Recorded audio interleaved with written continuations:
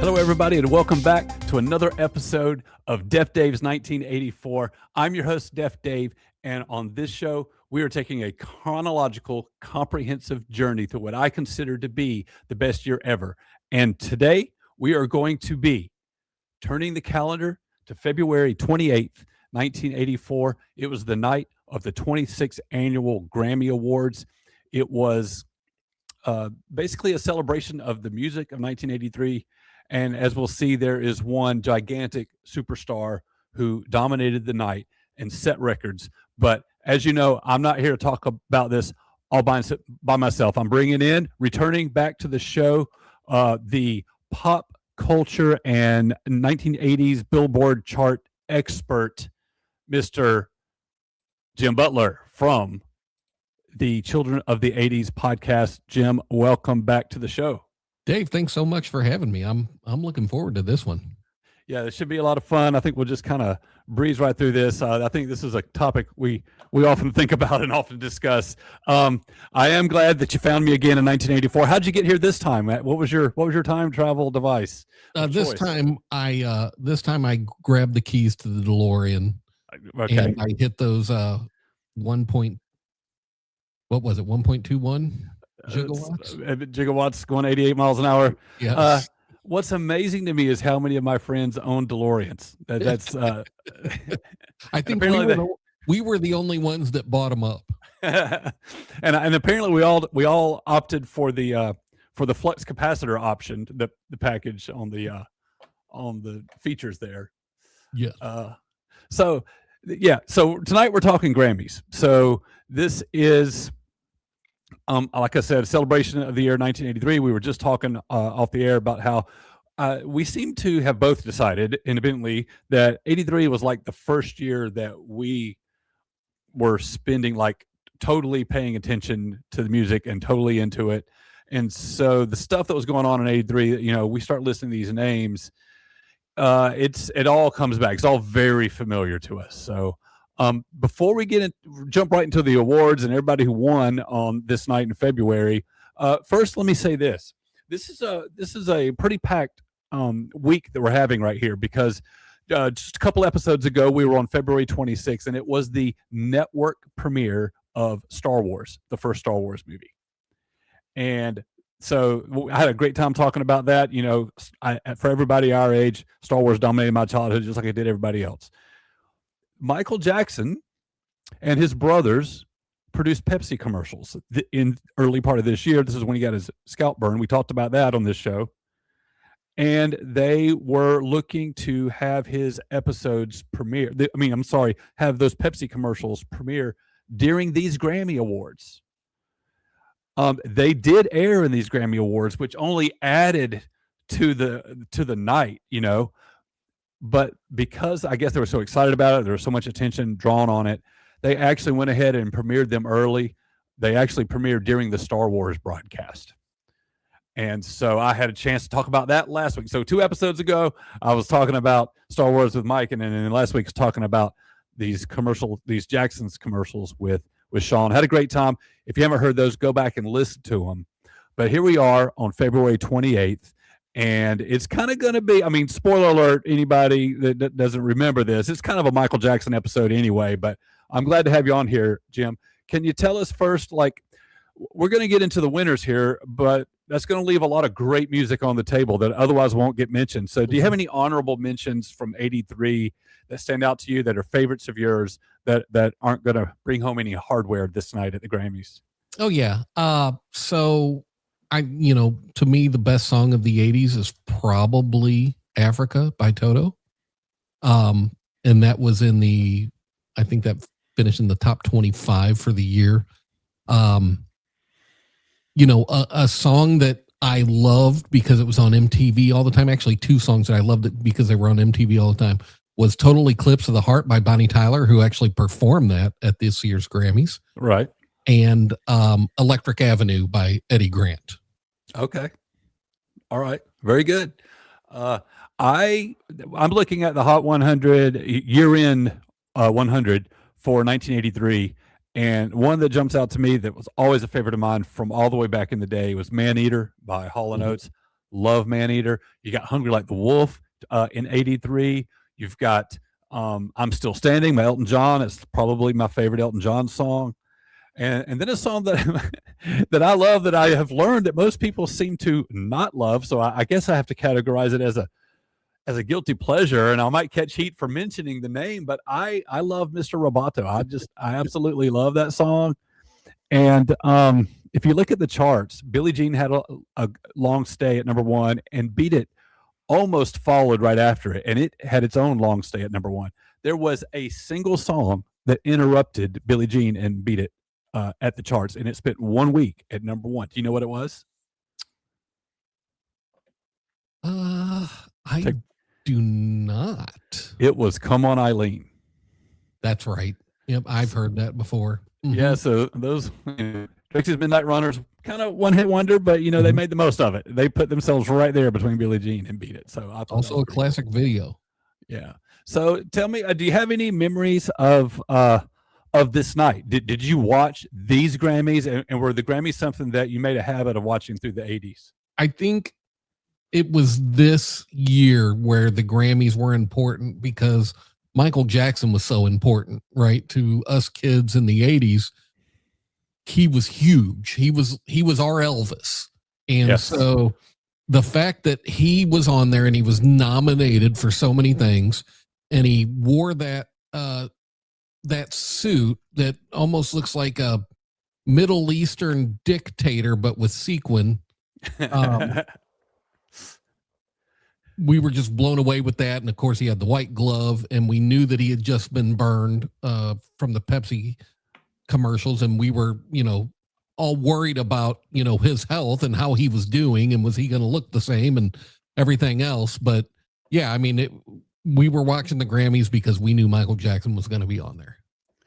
Yeah. So this was the first appearance of the single white sequin glove. Okay. This an episode. I did not cover the American Music Awards.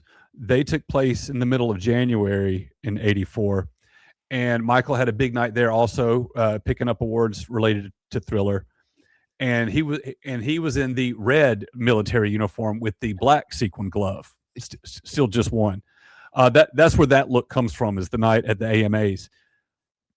For whatever reason, the white glove stayed with us and stuck around. So this is where we see that single white glove. And yeah, he's here,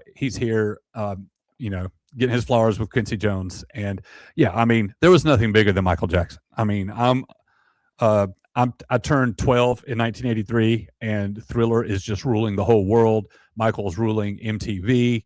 Couldn't get enough of it. Everybody wanted to dance like him. Everybody wanted a jacket like him. Mm-hmm. And the Motown 25 special came on. I believe it aired in May of 83, and we got to see all his brothers, and we saw the moonwalk. I mean, there was nobody bigger.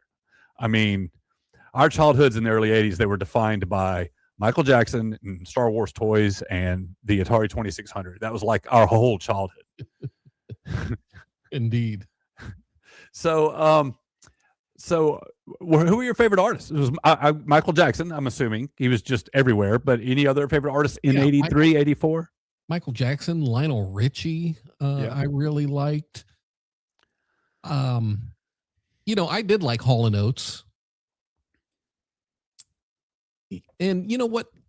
And we'll get to them later, but I was really fascinated because they were always on TV and they always had cool videos. But Culture Club was kind of a 83 thing for sure for me. Yep. Yeah, sure was. So yeah, February 28th, it's taking place in Los Angeles at the Shrine Auditorium.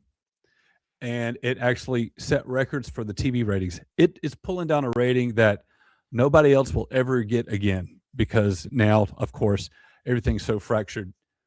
But it pulled in 51.67 million viewers. That's insane.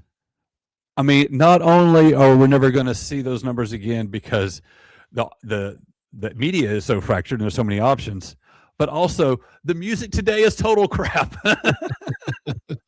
And you can't tell me that 1983 didn't have better music. And and everybody was, I mean, there was all good stuff, and we just wanted to see the winners. We just wanted to see who would get crowned. And I am sure that most people were tuning in because of Michael Jackson, and he had already done well at the AMAs. So if you want to, I don't think we need to go like be exhaustive and go through every single little obscure category that no one ever cares about or whatever. But there are the top 4 or 5 categories that are like the big ones. And so if you don't mind, let's just go through each of them. And if you could, let's name the other nominees in the category first. We can comment on any of that we want to. Okay. And then give the winner of who won that. So let's start. Why don't we start with? I mean, they're all major categories, but why don't we just start here with Best New Artist? Okay. Who won Best New Artist here at these 26 Annual Grammys? The previously mentioned Culture Club was the Best New Artist. Yeah. So this was like their biggest moment, right? The Color by Numbers album had come out in '83. This was Karma Chameleon, and this was Do You Really Want to Hurt Me? I don't know if I know any other songs by them. This was a case of where I wouldn't call myself a Culture Club fan, but their big hits that were on the radio, I loved them. And if I'm making an 80s playlist, there's no way they're being left out because they're just a part of the landscape. They're part of that whole vibe that was going on. So absolutely. Yeah. I mean, don't get me wrong. I'm not a huge Culture Club fan, but I do like their hits. And I did love their videos. 83 was about the year that I discovered MTV. And so I was in front of it as much as I could be. And their videos were very colorful, very strange, so 80s, right? So much 80s. And so that was the reason why I was a big fan of theirs. Okay. So, you broke my rules like right out of the gate, man. I just said we're going to name the other nominees first, man. Well, you asked who the winner was, so I thought I had to answer who the winner was.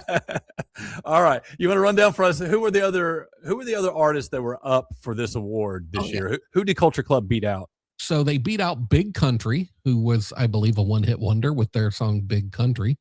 They beat out the Eurythmics, who actually did have a career. Men Without Hats, because they had the Safety Dance, and then later on would have Pop Goes the World. And then they also beat out Musical Youth. Oh, are those the Pass the Dutchie guys? Yeah. Oh man, see, there are people you and I both know that hate that song, but I love that song.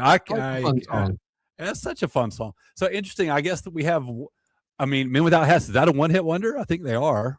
They had Pop Goes the World, if you want to consider that a hit. I mean, it was a hit, but they're mostly known for Safety Dance, so most people would consider them a one-hit wonder. Yeah, on this list of 5 for Best New Artist, 3 of them proved to basically be one-hit wonders. So, correct, yes. So I guess they did a pretty good job in selecting the winner. Eurythmics, they were huge, especially huge in '83. I mean, this was the year of Sweet Dreams. And in fact, they would perform Sweet Dreams at these Grammys. So I wonder if that's an indication that maybe they were anticipated to win this category. Oh, it could have been, yeah. I don't know. I'd have to dig a little deeper and see, like, is this their first album? Is this Culture Club's first album? Like, how far are the Eurythmics and Culture Club? How far are they into their recording careers? I didn't dig that deep into it. Yeah, Big Country also performed, so maybe they were just letting the new artist perform to give them a little bit more airtime. Yeah. Okay, that makes sense. But either way, I think if they were to go to Eurythmics, that'd have been perfectly fine too. But there's no injustice here. I mean, good for Culture Club; they deserved it. They were, they had their moment in '83. I would say. I know they had more. They did other things, but this is like, this would have to be their highest profile year. I would think so, yes. Just because this is when I'm aware of them, and if I'm even aware of them, then they must be doing something right, because I wasn't necessarily going out of my way to follow what they were doing. So, okay. All right, well, let's move on. I want to do Record of the Year next. Now, there's 2 categories here. There's Record of the Year and there's Song of the Year.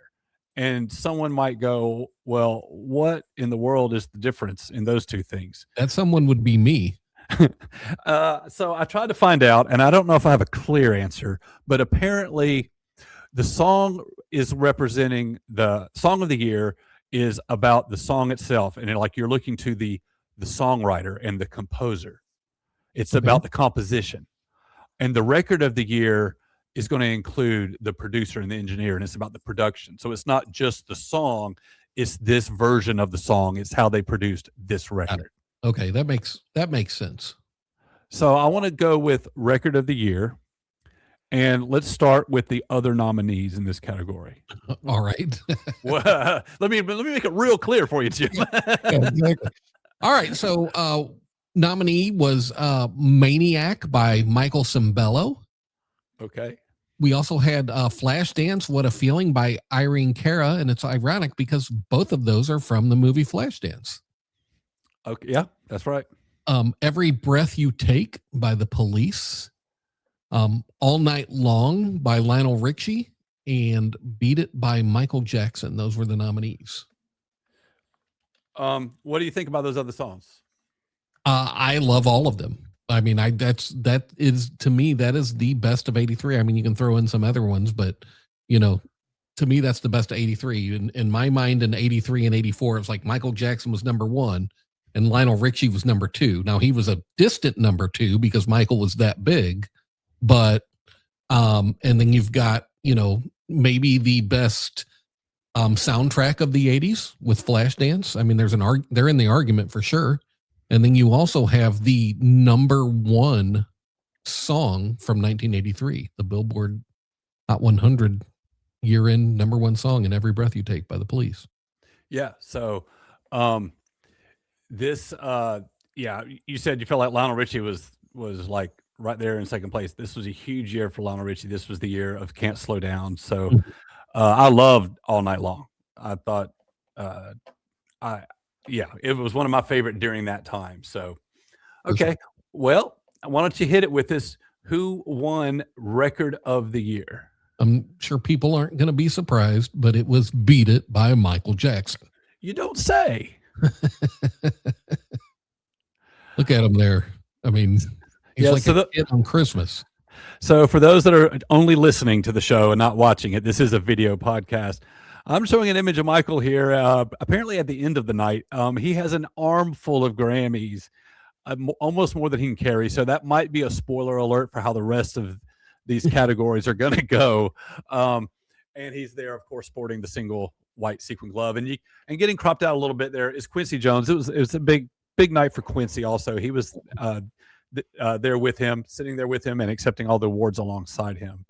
And I probably should have had some pictures that include him to give him his due credit. But yeah, Beat It wins record of the year, and we're all thrilled. Like, what do you think? What do you think of Beat It, the song? Oh, I love it. I mean, Eddie Van Halen playing the guitar. Again, the video, fantastic. And it's a fun song, but it's a rock song, right? And prior to that, right, Off the Wall, it was all pretty much just disco, right? Michael singing disco, and maybe some pop. And Thriller, there's a lot of pop songs, but Beat It is a rock song, and Michael Jackson, like he did everything else in the 80s, he crushed it. Well, he had a very deliberate, specific goal, consciously trying to go after a crossover audience. He wanted to break out of strictly an African-American audience, and he wanted to reach everybody. And so there's a couple of things he did, a couple of tracks on here that are kind of strategic to that. One was The Girl Is Mine. He's like, I got to get Paul McCartney on here. I'm thinking, white people love Beatles, so they're going to get Paul McCartney on here. But also wanting to do a rock song, that breaks away from anything he had done before or that he had done with his brothers before. And of course, those opening chords and that drum drop, just the boom. Right away, you know what's going on. I remember the night that the Beat It video debuted on MTV. It was a big deal, and I thought it was cool. And this is just feeding the fire right here. We're still at the height of Michael mania, for sure. All right. Why don't we go next to album of the year?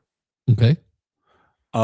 Give us the other nominees. Who do we have? All right. We have Flashdance, the original soundtrack from the motion picture. And obviously there were a bunch of different artists on there. Synchronicity by The Police. An Innocent Man by Billy Joel. Let's Dance by David Bowie. And Thriller by Michael Jackson. Yeah. So what you got any thoughts or comments on those? Let me say this about since Flashdance is on here. I forgot to say this a minute ago when you mentioned Maniac by Michael Cimbello. Maniac, of course, being on this Flashdance soundtrack. Michael Cimbello would also produce one of my other favorite groups during 1984. He worked on tracks for New Edition on their self-titled sophomore album that would come out in 84, and I can guarantee you I will dedicate an episode to that album. So yeah, I bet you will. Yes. People know Cimbello for Maniac. I know him for New Edition. So so that's all right. Fantastic. So my goodness, Synchronicity and Innocent Man. Yeah. Yeah. I mean, so Synchronicity is huge. I mean, it had a bunch of hits on there. Which one do you want to talk about first? So An Innocent Man to me is special because we actually had that album as an album, right? We had the record, not the cassette. We had the record. I don't know why we had the record, but we had a record player and we listened to this thing over and over and over and over again.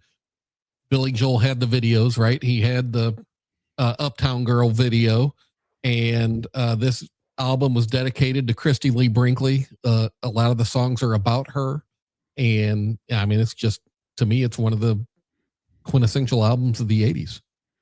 And this was the album that had the longest time on it, right? Yes, that's correct. Yeah, I love The Longest Time, and you can probably guess why. I mean, what's very cool about this album is how every track is like a different style, but every track is a throwback to an older style. Mm-hmm. And so you're really kind of getting a pastiche of the history of rock and roll, just in terms of the different types of songs he's giving us and different types of performances.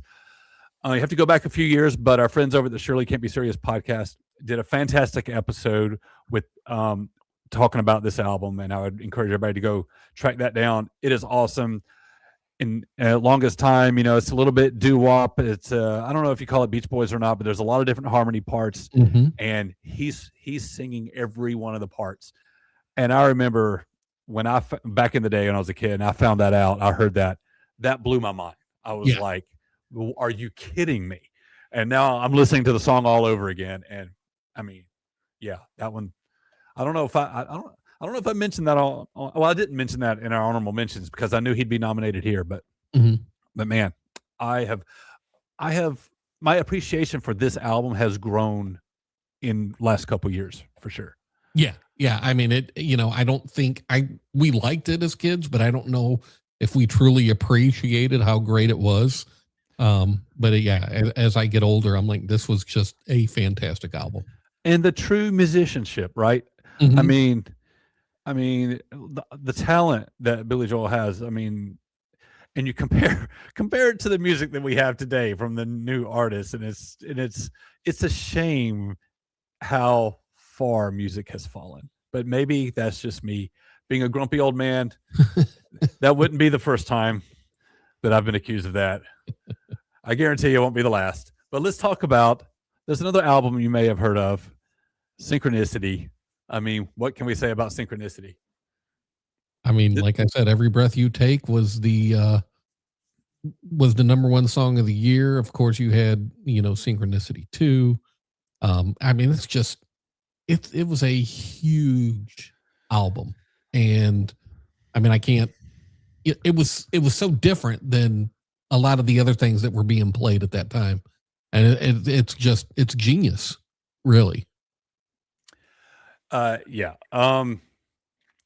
This was like mandatory, like that if you were anywhere near our age, it was required that you own a copy of this album. This was just one of the biggest and most iconic albums of the decade, just hands down. So, and Every Breath You Take, I mean, I think he still makes a couple $1,000,000 a year just on that song. I mean, Mm-hmm. he's set for life with just the one song. And I'll go ahead and tell you this. So these Grammys are airing, or I guess they're taking place live, February 28th, 84. The Police are not in attendance. They're up for Album of the Year, and they're not there. And the reason why is that they're on tour. And just 2 days later, because this is a leap year, okay? So 2 days later is March 1st. And Sting is playing his last show with the Police. Wow. Just 2 days after this event. So they're in Rhode Island, and that's the last time that they play together. I mean, you know, not literally the last time. They would have reunions in the future, one-offs. But in terms of like being a regular band and being together, this run of theirs ends just 2 days after these Grammys. Amazing. All right. And so who wins the category? The winner of the category, which was presented by your favorite band, the Beach Boys. Really? Michael Jackson.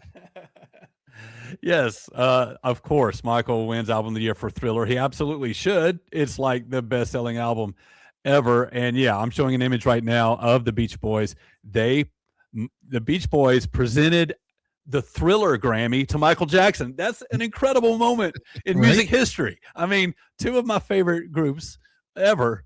And, you know, I'm considering Michael part of the group. I think of the whole Jackson story, the whole Jackson family. And, and to see this moment right here together was fantastic. You see Bruce, Mike, and Carl, and Bruce and Carl are in the background. Mike is there shaking Michael's hand. On stage with them is Al Jardine and Brian Wilson. They read through all the nominees, and it was Brian Wilson himself who opened the envelope and read the winner off the paper. And now here we see this moment. So yeah, I'm going to talk about the Beach Boys when I can. There's not much in '84 I can say, but yeah, I loved seeing that. But Thriller defined our generation. I mean, how would you describe exactly how big Thriller was? I don't know that I can, Dave. I really don't know, because, you know, it was the highest selling album of all time at one point. I may have been passed now by the Eagles' greatest hits or something, but which is a compilation, right? So yeah, which is a compilation. So really it doesn't count. I mean, to me, you know, this album was huge. The build up to it was huge. It had 6 top 10 songs on it. Something like that. You know, fantastic videos with Beat It and Billie Jean, and then Thriller, which was a huge event. The leading up to the release of Thriller was like the leading up to Christmas, and you couldn't wait for it, and you didn't know what it was going to be, but you just knew MTV was making a big deal about it. And then you come out and it's like this little mini movie and something that we had never seen before. It was just so cool and awesome. And then right after that, they do a documentary called The Making of Thriller. Now, we recorded all of this on our VCR as kids, and so I can't tell you how many times I watched that documentary, The Making of Thriller. But it was just, there's not a more important album for Gen X kids than Thriller. Nope, absolutely not. I mean, you know, there's a short list. It might include Synchronicity. It might include Purple Rain, but Thriller is number one at the top. Mm-hmm. I mean, it's I wasn't around for Beatlemania, but there was definitely Michael Mania. Oh, for sure. And I think it was, to me, it was probably the Billie Jean video with him walking down the sidewalk and the tiles are lighting up, or he puts his foot on the trash can and it lights up. It created this magical mystique around Michael, like he was some magical figure. And his voice was so smooth, whether he was talking or singing. Mm-hmm. And that smile, that $1 million smile he's got. I mean, yeah, he looks fantastic here. This is probably peak Michael right here, you know? And of course, I'm 12 years old. I didn't know what sequins were. I'm like, even his clothes are magical. Right, exactly. There was a whole aura about him, and it's like, I think he just captivated a generation. And I am, you know, Thriller is a pop culture event that I think transcends music, and it took over everything. And so I am happy. I'm very pleased with the fact that he dominated these Grammys because I think he deserved it. So Well, this is how big he was in 83 and 84, Dave. He, our parents knew who he was. Our parents didn't mind it. Usually the older generation doesn't like the newer generation's music or their stars, right? right. Our parents didn't mind Michael Jackson. They liked Michael Jackson, but 83, 84, I was in fourth grade. And I remember our fourth grade teacher giving us a creative writing assignment saying, write a creative story about you trying to get tickets to a Michael Jackson show. I mean, that's how big Michael was. He was in schools, right? That's fantastic. Yeah, that's great. 84 was quite a year for Michael. He did not have a solo album come out in 84. Started off really bad with the burn accident, making the Pepsi commercial. He's cleaning up here at the Grammys. This would be the year that he reunites with his brothers and goes on tour. They put out the final group album that has Michael's involvement in it. He's also appearing in a couple of other songs other than Say, Say, Say. We got Somebody's Watching Me. We have Tell Me I'm Not Dreaming.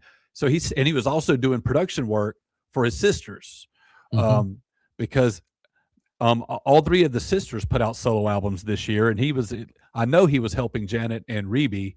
I'm not sure if he was involved in LaToya's album, but I mean, he was quite busy. And I say all that to say, I caught the Victory Tour. I was in attendance in Jacksonville, Florida. It was July of 84.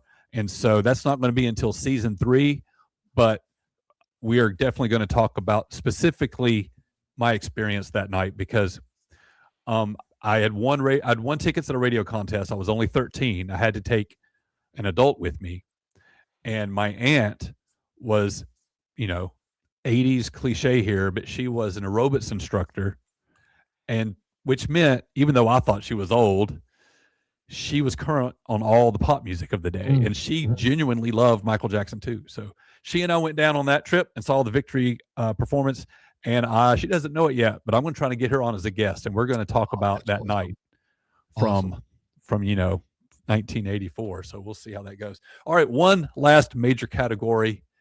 This is going to be, I'm just kind of guessing by feel. These are all kind of equal in their prestige, but I kind of save this one for last. I feel like this is kind of, if there is a single biggest award, it's going to be Song of the Year. So if you could name for us the nominees in this category. So the nominees are Lionel Richie with All Night Long, Michael Jackson with Beat It, and Michael Jackson with Billie Jean. So he's actually nominated for 2 songs here for Song of the Year. He's stacking the deck. He is. The Police with Every Breath You Take, and Michael Sembello with Maniac. Okay. So we've got some repeat artists here that were also nominated in the other major categories. I would think it's probably common to have a lot of overlap between Record of the Year and Song of the Year. I would think so. I wonder, is this the only time in Grammy history that the same artist had 2 songs that were nominated for Song of the Year? That'd be interesting to know. I mean, Song of the Year, and you've got 2 of them, right? Obviously from the same album. I mean, it seems like something only Thriller could accomplish. Yeah, I would think so. Yes. All right. So, why don't you just go ahead and tell us who won Song of the Year? I'm assuming it's going to be Michael. Well, this might be the shocker of the Grammys. It was actually the Police with Every Breath You Take. Oh, record scratch. Oh no. What just happened? Yeah. I mean, you already said it a couple of times. It did end the year-end charts at number 1 for the year. So, no surprise there. Every Breath You Take. I mean, I don't feel like there's anything to say about it. Everybody knows this song. It's an absolute classic. It's a perennial that will never fall out of popularity, in my opinion. I mean, what can we say about it? Yeah, I think it was number 1 for like 9 weeks in a row, if I'm not mistaken. And I think Billie Jean was 7 or 8. But I mean, really, it could have been any of those. All of those songs are fantastic, Dave. I mean, they really are. And we were having the coronation of Michael, so it was nice that he allowed somebody else to get an award here. But Yeah, I don't think you could have gone wrong with any of those songs. I would guess at that time I was probably would have been disappointed that it wasn't Beat It or Billie Jean.